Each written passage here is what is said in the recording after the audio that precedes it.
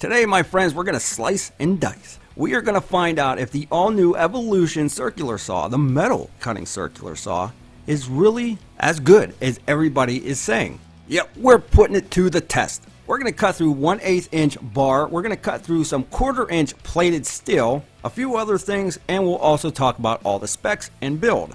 Alright, so let's get this started. We've done a couple other reviews for Evolution on the channel before. They sent this over for us to take a look at, but you can also find this at Acme Tools. I'll leave a link in the description below for you to check it out. So let's talk about first impressions right out of the box. When I first seen it, I said, well, it's pretty cool looking. But I don't use corded tools anymore, and well, this is corded. It's also a brushed motor, so, you know, now some of you might not care about that. It's just one of my preferences not to have a cord or brushes. And there was one other thing that sort of jumped out at me. All of the locking levers were plastic. I'm used to having metal on mine. It just seemed like they last longer and a little bit better built. The plates also stamp metal, and there's nothing really fancy about it. So one of my main concerns about the saw was if I dropped it, what would break on it? But those were really my only concerns of the saw so far. My main thing was how well would this cut through steel? And what were the specs on this? So you got a 15 amp motor on this, 3700 RPM. The weight, you're looking at 11.4 pounds. You obviously do have the depth adjustment, and that works very smooth. And you also have your 45-degree bevel, which is also very smooth. It was just those locking levers that really kind of bugged me. It also comes with an edge guide. You can put it right up front if you want, and you got your blade lock. The guarding is made out of metal, and the casing and everything else is a harder plastic. Now the guard itself, I'll show you here in a bit, actually works very nice. Very easy to glide over top of your materials. The blade that they have on this is a 7 1/4. It is for mild steel. You got 40 carbide teeth, and it can go up to 4700 RPM. Let's take a listen, shall we?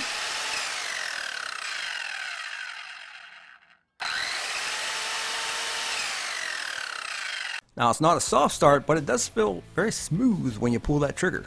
And the blade brake, well, there's really none on here.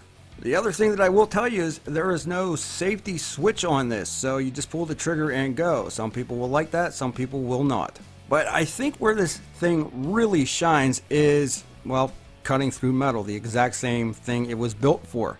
We got a stainless bolt here. We're looking at about 3/4 of an inch. Let's see what it does on that.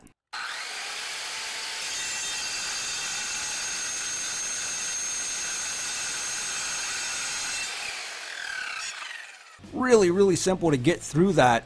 Always makes me nervous to cut steel with a circular saw just because I'm really not used to it, or I'm more used to it now than I used to be.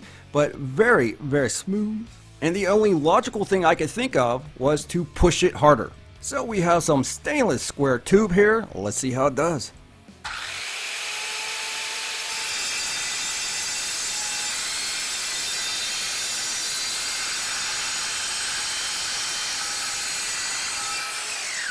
It would also be greatly appreciated if you could smash that like button. So really very simple to get through that. I'm going to show you a different angle, but I mean it really does cut smooth. I mean check this out at a different angle.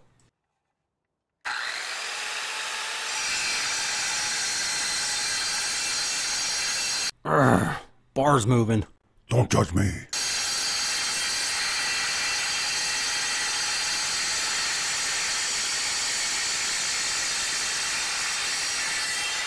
Now one of the things that really stood out for me was the lack of sparks, and I went back and looked at the saw blade specs, and yeah, it's supposed to really reduce sparks, so well, there you go.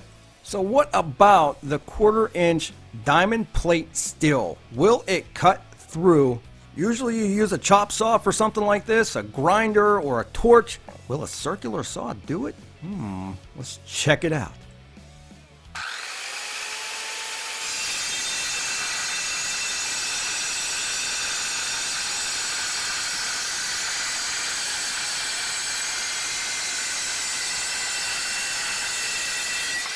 What? So no blade wobble on this saw. There is no vibration really at all on this saw, and it cuts oh so smooth. So this is when I started getting excited about the saw, and well, let me show you another angle.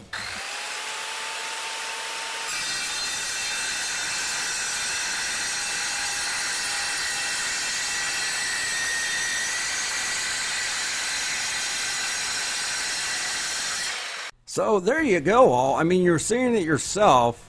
You know, this camera was basically just set up in front of it, and I hit the record button. That is what it does. So really super impressive with how well the saw operates. You know, I think the blade plays a huge role in this, but the saw also does play a huge role in this as well, where they're working together and they're both doing a really good job. Now, here's some of my issues. Even though it cuts amazing, for a saw that's $149, I'd like to see a little bit more metal on it. I'm fine with it being corded, even though I'm used to having the cordless. Other people don't care and actually prefer the cords. As for the shoe, it's a little bit too thin for me, and the locking lever's a little bit too plasticky. But as it goes with performance, man, the power is there. I didn't feel any bog down. Cut super straight. You know, you always hear people saying the hot knife through butter, and that's basically what this is. I would not go any more than 1/4 of an inch, however.